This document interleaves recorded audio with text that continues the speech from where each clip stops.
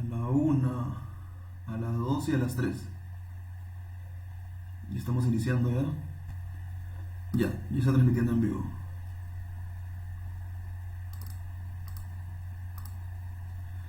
Muy buenas noches.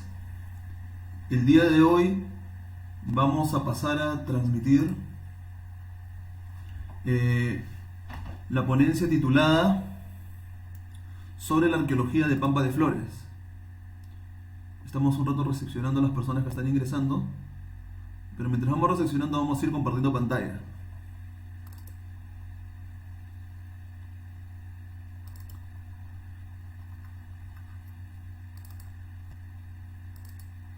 Muy bien, voy a poner F5. Ya con los que estamos de voy aceptando nomás.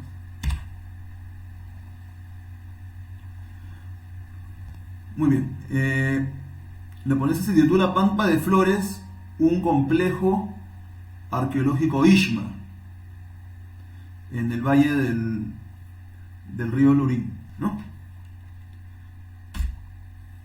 Vamos a comenzar guardando un minuto de silencio por el teniente coronel ejército peruano que ha fallecido esta semana, a inicios de la semana. Por favor, vamos a pedir un minuto de silencio.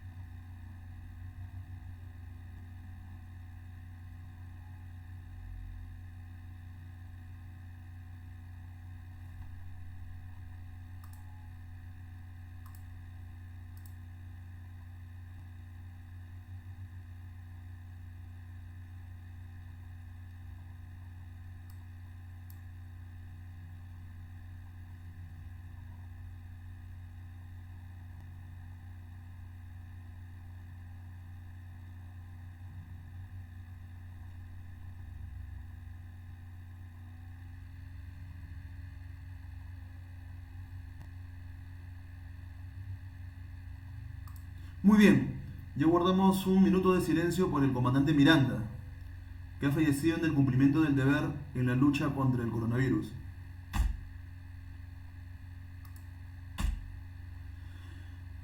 Esto fue parte de los objetivos que nos planteamos en una ponencia que se llevó a cabo el año 2014 en la Universidad Católica del Perú.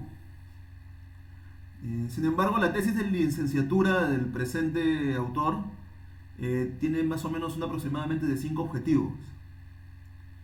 Entonces hoy vamos a compartir estos 2 objetivos arqueológicos y aparte vamos a exponer algo relacionado al trabajo del investigador con la arqueología y educación y con lo que viene a ser la arqueología pública.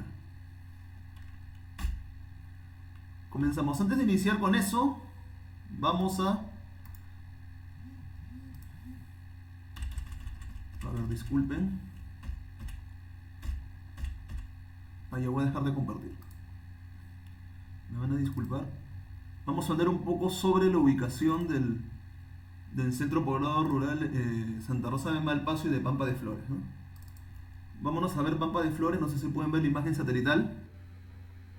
Estamos viendo a Pampa de Flores. Me van a disculpar un poco por el desorden, pero he tenido una hora para preparar las diapositivas y todo lo demás porque el arqueólogo Edinson Napa se disculpa, ha tenido una cuestión de labores y no ha podido hacer la exposición el día de hoy. En vista de eso, yo estoy haciendo una exposición de uno de los tantos trabajos que tengo en arqueología. Como podemos ver en la imagen del Google Earth, este es el centro, el complejo arqueológico de Pampa de Flores. Pampa de Flores se ubica en la margen izquierda del río Lurín, ¿no? Acá podemos ver el valle del río Lurín. Esta foto es reciente, ha sido tomada en 2020 por el satélite, podemos ver. Acá podemos ver parte del fenómeno de lomas. En la margen izquierda del río Lurín, ¿no? El río más o menos va hacia dirección. Vamos a señalarlo con las flechitas. El río va en esta dirección, como podemos ver, ¿no? Hacia abajo se encuentra el mar y hacia arriba se encuentra la sierra. El sitio arqueológico, el complejo arqueológico de Pampa de Flores, se ubica en la margen izquierda del río Lurín. Acá podemos ver la imagen satelital.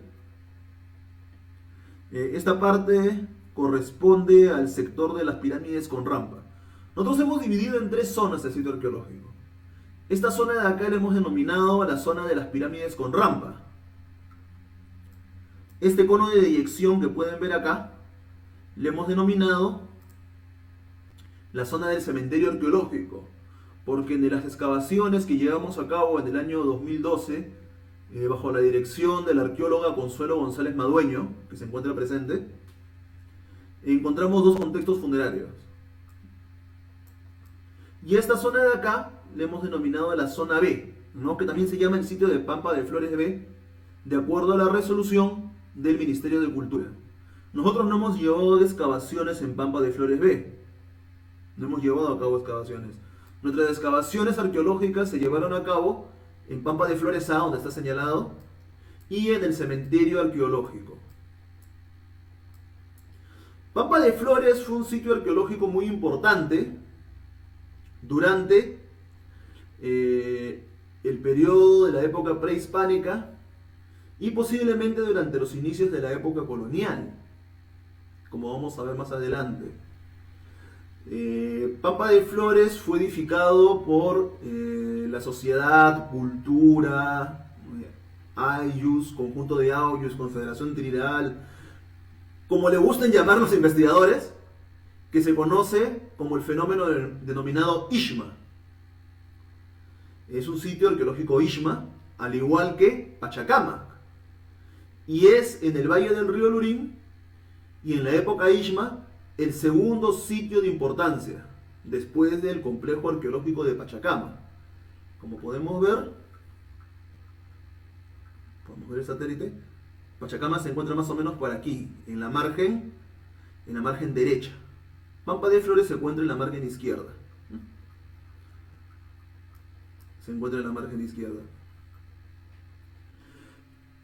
En las Pampa de Flores A, que es donde nosotros llevamos a cabo las investigaciones, es un sitio que está constituido por arquitectura monumental.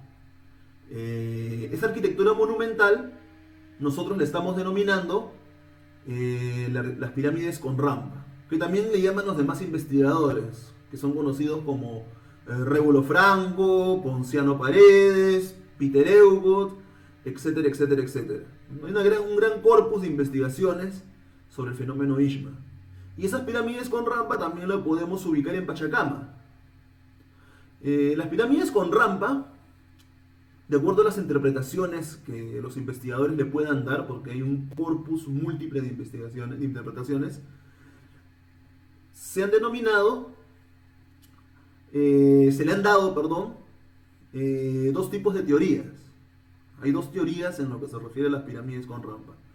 Una teoría es considerado como la teoría de las embajadas, que estaba a cargo de Rébulo Franco, Ponciano Paredes, y las primeras investigaciones que se llevaron a cabo en la década de los 60, más o menos se inicia, ¿no? Por ahí también hubo otras excavaciones en la década de los 80 y posteriormente. Y dicen que las pirámides con rampa tienen una función religiosa. Las pirámides con rampa. Eran centros de culto hacia el dios Pachacamac, donde los sacerdotes hacían el tributo, ¿no? La segunda teoría es denominada la teoría del secular, ¿no? Que ha sido planteada por el arqueólogo de la Universidad Libre de Bruselas, Peter Eucott. Y él dice que las pirámides con rampa no tenían una función religiosa, sino que tenían una función secular. Sea lo que sea, hayan sido religiosas o seculares, nosotros podemos determinar que las pirámides con rampa era la representación arquitectónica monumental estándar de la época, de esa época Ixma. Acá podemos ver el ingreso al sitio arqueológico de Pampa de Flores, ¿no? Justo en el... Ahí está, justo Pampa de Flores, ¿ven? En la parte de atrás, no sé si ven como una caseta, ahí fue nuestro gabinete arqueológico. Ahí fue nuestro gabinete arqueológico, creo que se puede ingresar. Anteriormente acá había una caseta de seguridad. Actualmente ya no hay en la caseta de seguridad, ¿no? Creo que sí se puede entrar. Vamos por el camino. No, ya no hay ingreso. El satélite toma imágenes hasta ciertas partes nada más, ¿no? Pero acá podemos ver la entrada. Y está en el camino de la margen izquierda del río Lurín, ¿no? Hacia el lado de aquí se encuentra lo que es el valle del río Lurín. Pampa de Flores es un sitio muy importante. Muy, pero muy importante. Un rato, por favor. Continuamos con las diapositivas, ¿no? Parte de dos preguntas que se realizaron en el problema de investigación con respecto a Pampa de Flores, de las 5 que nos planteamos, fueron dos, ¿no? Que se basan específicamente en los contextos funerarios que ubicamos en el cementerio de Pampa de Flores, ¿no? La primera se refiere al contexto funerario número 1, el significado del cenotafio.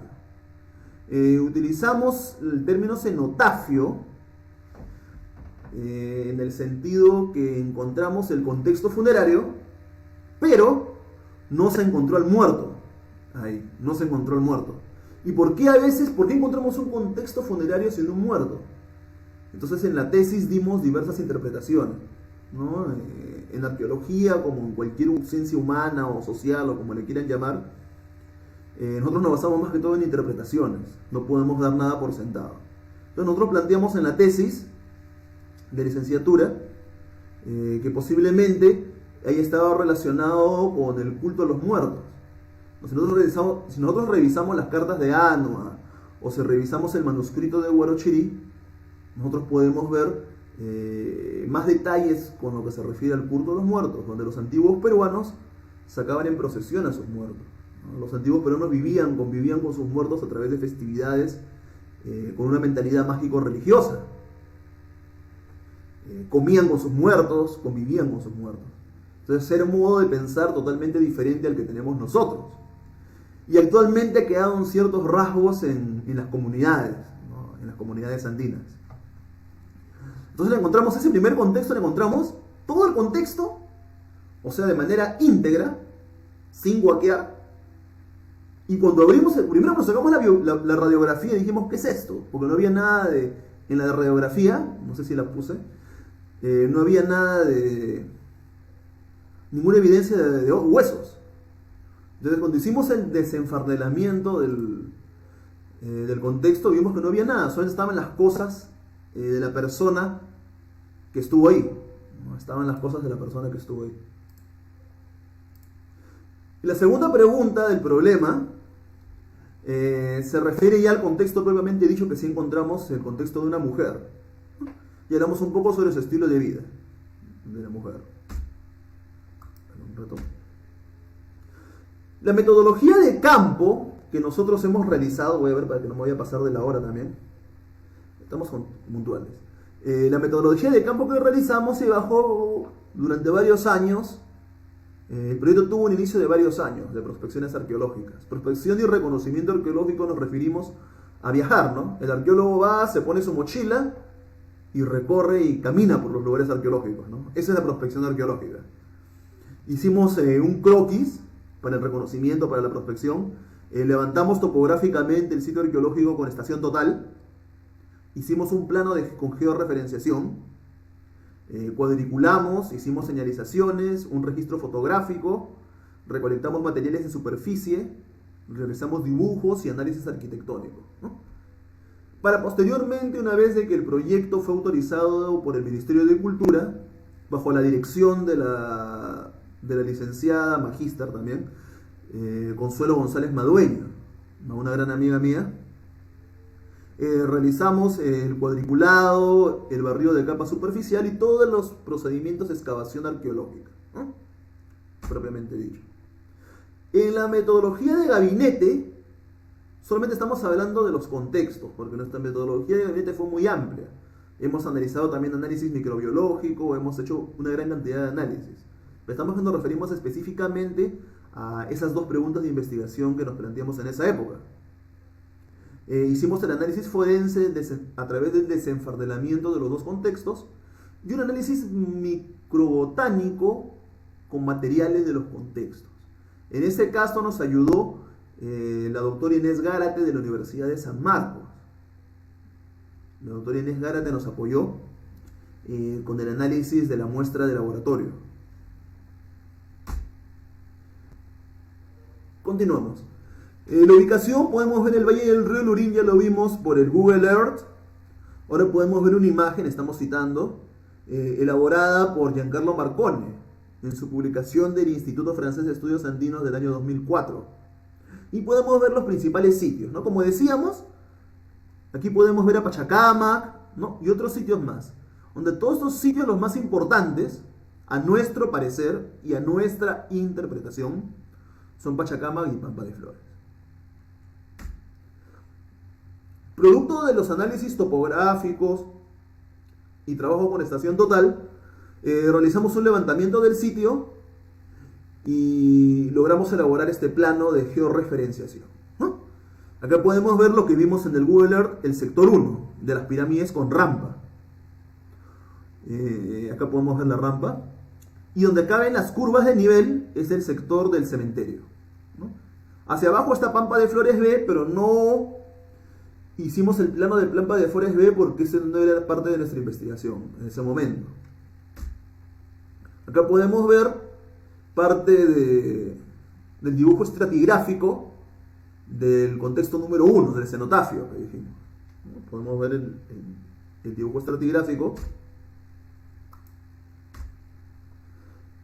Y comencemos describiendo, ¿no? Esta es la primera, a la mano derecha está la radiografía, ¿no? Cuando nosotros sacamos la radiografía del contexto 1 estratigráfico, del contexto 1 del cenotafio, perdón, no sabíamos qué era, ¿no? Personalmente estaba con una curiosidad. ¿Qué es esto? Dije yo. ¿Cómo va a ser un contexto y no hay ningún hueso? Como pueden ver, no hay ninguna evidencia de huesos humanos. No había ninguna evidencia de huesos humanos. Podemos ver que habían algunos materiales, indujimos que habían algunos materiales, pero no habían huesos. Entonces lo único que daba era hacer el desenfardelamiento del contexto funerario. Para ello nos apoyó y nos colaboró el doctor Alfredo Altamirano para hacer el desenfardelamiento. Acá podemos ver, este es el cenotafio. He puesto algunas fotos que he podido porque la mayoría de fotos estaban en mi otra laptop y se me han perdido. Tengo que volver a arreglar la laptop para poder conseguir las mejores fotos que tenía. Entonces he tenido que desarrollar las fotos que tengo a mano. Me van a disculpar. Este es el cenotafio, estaba ennudado. Acá está, estamos desnudando ese cenotafio. Al parecer estaba cerrado por algún motivo, posiblemente por una cuestión ritual. No sabemos si el cenotafio se debe a un desaparecido. Nosotros revisamos un artículo científico de la doctora Cogorno, donde habla que en el siglo XVI, cuando habla de un libro que se llama Lima en el siglo XVI, que fue una compilación dedicado a Antonio del Busto. En esa recopilación, esas descripciones de la historiadora Cogorno, pudimos revisar desde que en esa época también habían desaparecido. Había muchos casos de ahogamientos en el río Lurín, especialmente en la crecida del río. Entonces no sabemos, una de las hipótesis que planteamos fue que posiblemente se deba a un desaparecido, ¿no? O también se pueda deber a una cuestión ritual, ¿no? Lo dejamos ahí para que posteriormente los arqueólogos puedan lograr determinar a qué se debe este tipo de contexto, específicamente para el Valle del Río Lurín. Encontramos una especie de silbato, un textil muy hermoso, una aguja y esta cerámica de acá, ¿no? Esta cerámica de acá, con un material malacológico. ¿No? Pusimos el lapicero más o menos para que haya una referencia de las magnitudes, ¿no? Y una aguja de hilo encontramos dentro del... ¿no? Y bastante algodón. Encontramos bastante algodón. Bueno, luego vino el contexto número 2. Acá podemos ver el dibujo estratigráfico. Y acá podemos ver el anillo izquierdo de la radiografía, ¿no? Podemos ver acá, como era ya más grandecito, la radiografía lo hicimos en dos partes, ¿no? Tomamos primero una parte donde salió el cráneo, efectivamente ya sabíamos que había un resto humano, y en la parte inferior podemos ver el resto.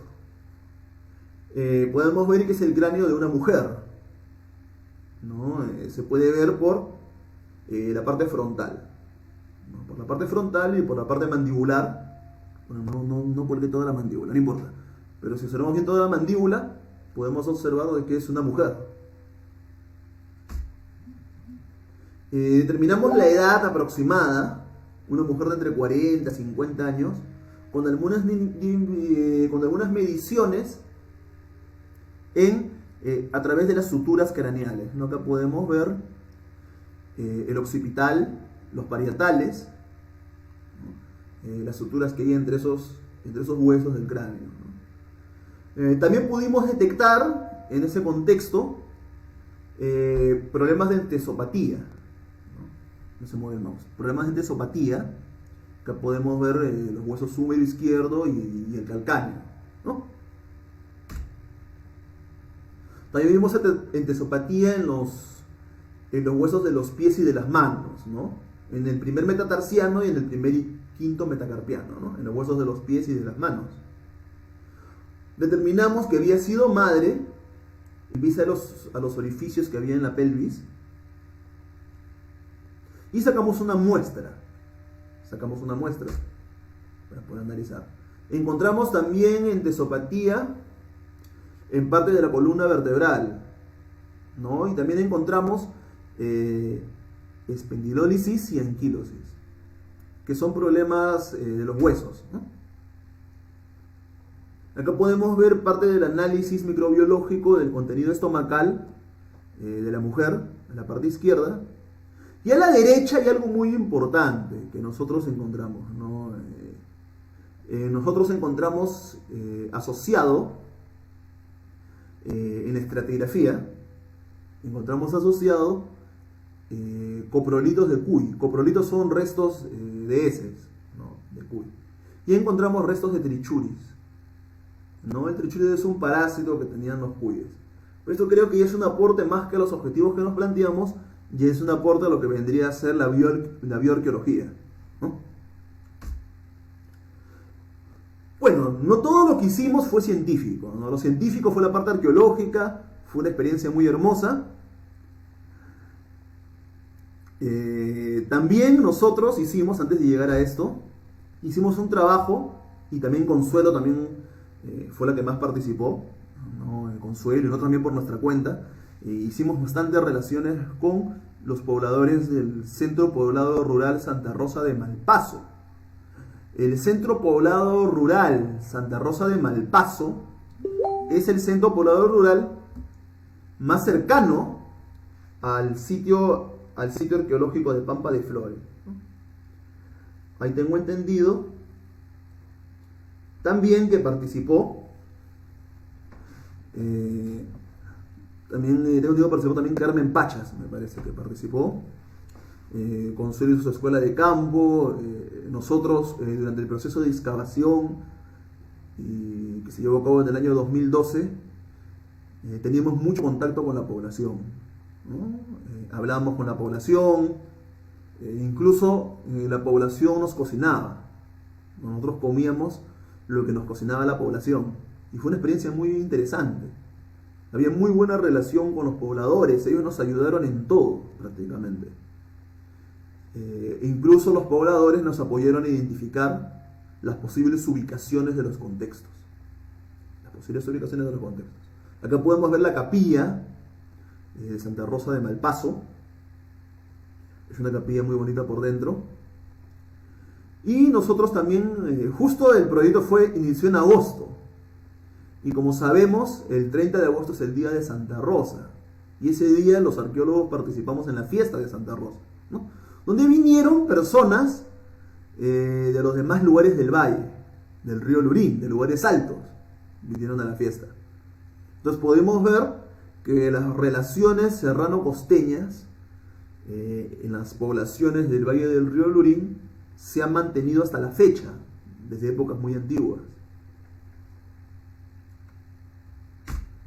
Posteriormente, y algunos años después, en el año 2016, bajo una labor docente en la institución educativa particular Los Dominicos, hice un reconocimiento escolar de campo, ¿no? Caminamos, estábamos justo con la profesora Noemí, que es una profesora, caminamos desde Pachacama, pueblo, hasta Pampa de Flores.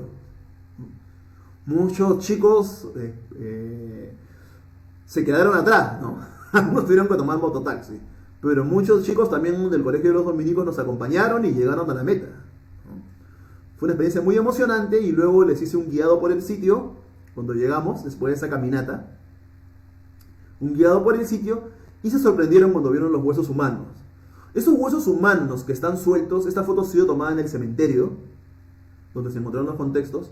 Hay que indicar que en el cementerio de Pampa de Flores hay mucho huaqueo.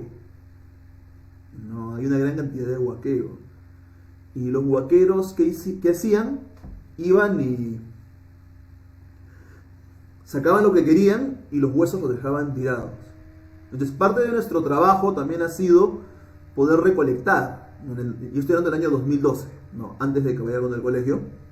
Poder recolectar los huesos y poder hacer una especie de estadística de los huesos que han sido productos del huaqueo, ¿no? Cuando hablamos de huaqueo estamos hablando de excavaciones ilegales con un beneficio de poder obtener las ventas en el mercado negro, ¿no? Que es algo que está prohibido y nosotros estamos en contra de eso, obviamente, ¿no? Entonces en el año 2016 llevamos a cabo la salida con la institución educativa de los Dominicos. Dentro del análisis de los contextos, llegamos a dos conclusiones importantes, que son conclusiones a manera de hipótesis. Porque como les digo, en la arqueología, en la historia y en cualquier ciencia humana o social o como le quieran llamar, no hay leyes rigurosas. Y en ninguna ciencia, ni siquiera en la física ni en la química, en ninguna ciencia hay leyes rigurosas. Se pueden hacer teorías, interpretaciones y quizá una que otra ley científica, pero no son rigurosas, y menos en las ciencias sociales, no son rigurosas. Posteriormente quizá vengan otros investigadores y pueden descubrir nuevas evidencias que pueden mejorar o cambiar totalmente las conclusiones, ¿no? Entonces llegamos a dos conclusiones importantes.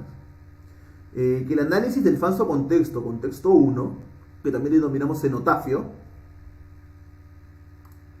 nos permite conocer algunos aspectos ideológicos, así como también algunos aspectos de las formas de los materiales arqueológicos. El análisis microorgánico nos ha permitido concretar un nuevo descubrimiento también, ¿no? La primera evidencia de trichuris, que es un parásito en coprolitos de cuy de épocas precolombinas. Ojo, en coprolitos de cuy, ya, porque ya se han encontrado trichuris en restos humanos, ¿no? En ese momento fue lo primero que hallamos ese año.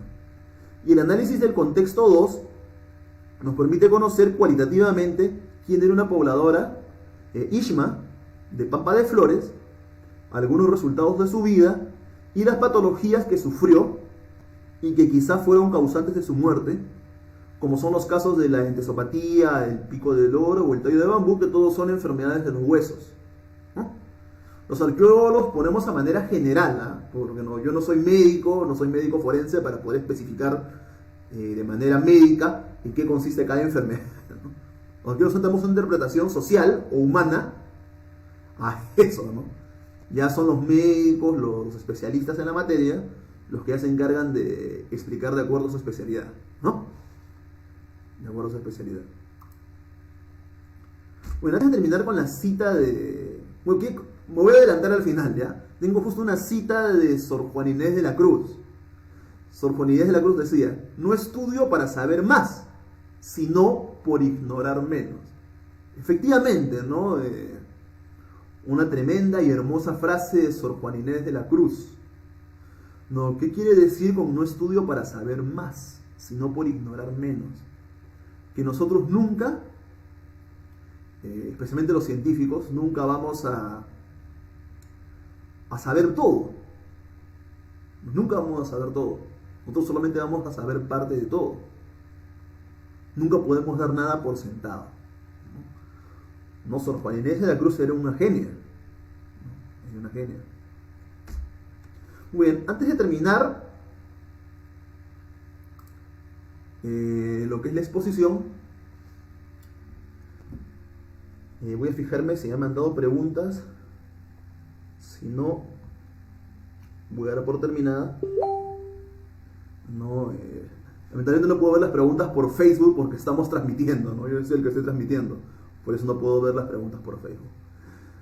Decir unas pequeñas reflexiones en lo que se refiere a la arqueología, especialmente para las personas que no saben lo que es la arqueología, más que todo dedicado a ello, ¿no? La arqueología es parte de la ciencia que se encarga de poder generar interpretaciones o teorías, o algunos le llaman leyes, ¿no? Como le quieran llamar los autores, sobre el pasado de nosotros, ¿no? Y está muy relacionado con lo que es la historia. La arqueología está relacionado mucho con lo que es la historia. ¿Y por qué es importante saber nuestra historia? ¿Por qué es importante saber nuestra arqueología? Saber nuestra historia y saber nuestra arqueología es importante primero para conocer, y como decía Sor Juana Inés de la Cruz, para ser menos ignorantes, ¿no? Punto 1, para ser más cool, no, para ser menos ignorantes. Punto 1. Segundo, que a través de ese conocimiento del pasado, que conocer el pasado no significa vivir del pasado, a través de ese conocimiento del pasado, nosotros ir mejorando, no cometer los mismos errores que se cometieron en el pasado. Y es una lección que nosotros tenemos que aprender, ¿no? Y también nos sirve la arqueología para poder generar la identificación patriótica, no jingoísta, sino patriótica, y explicamos en la segunda mesa redonda lo que es jingoísta, no jingoísta, sino patriótica, con nuestros países, identificarnos con lo nuestro, sin menospreciar, sin marginar otras culturas, de otros pueblos, de otros países, de otras sociedades, de otras culturas, como le quieran llamar. Para eso es importante la arqueología y la historia. La arqueología y la historia van de la mano. ¿En qué se diferencian?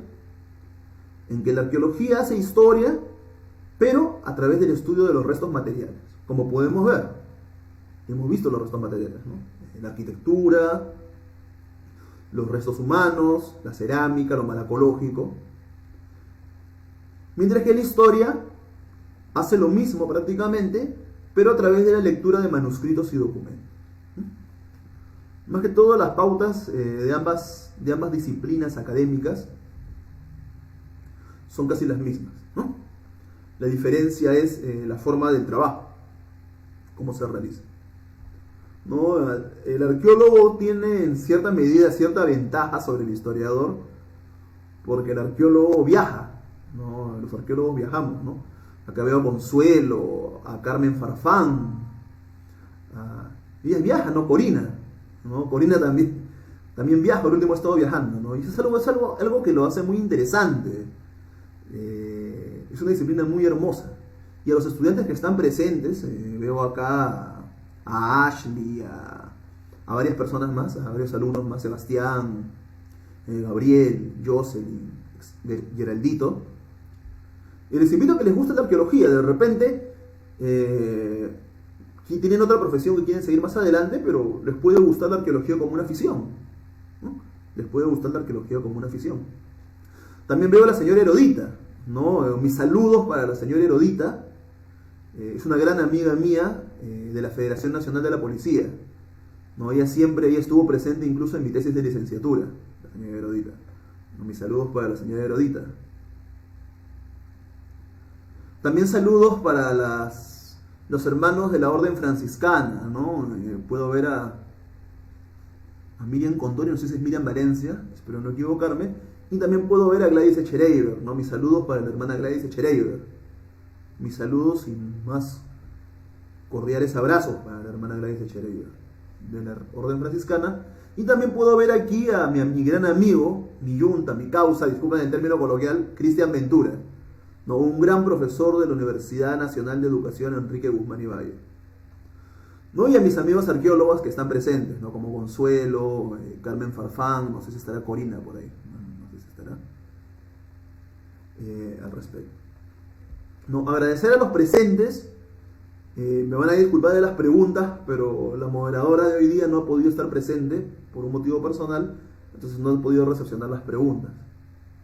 Entonces, quizá para más adelante, si hay otra ponencia, ya podremos recepcionar preguntas al respecto. Muchas gracias a los participantes. Espero que la exposición les haya gustado, haya sido de su agrado. He tratado de que la exposición sea totalmente comprensiva posible, ¿no? Porque los arqueólogos tenemos términos muy técnicos. He tratado de sincronizar los términos, no sé si es el término, sí, más o menos así, los términos técnicos con términos más pedagógicos hacia personas que no son arqueólogos, ¿no? Para poder hacer la arqueología más humana, más humanista, más social y sobre todo más ética. Nos agradecer a los presentes y les invitamos el próximo sábado al siguiente sábado patriótico, que va a estar a cargo del contador, un amigo mío, Fernando Lévano Alberta, que va a exponer cómo afrontar una entrevista personal. Para aquellas personas que están buscando empleo, que van a tener una entrevista personal para un empleo, esa ponencia va a ser muy interesante, ¿no? Porque él es especialista justo en esas temáticas. Bueno, están invitados para el próximo sábado. Sacaremos por el fanpage toda la propaganda. Bueno, ya queda menos de un minuto. Y bueno, me despido de ustedes agradeciéndoles su presencia y que Dios los bendiga. Muchas gracias.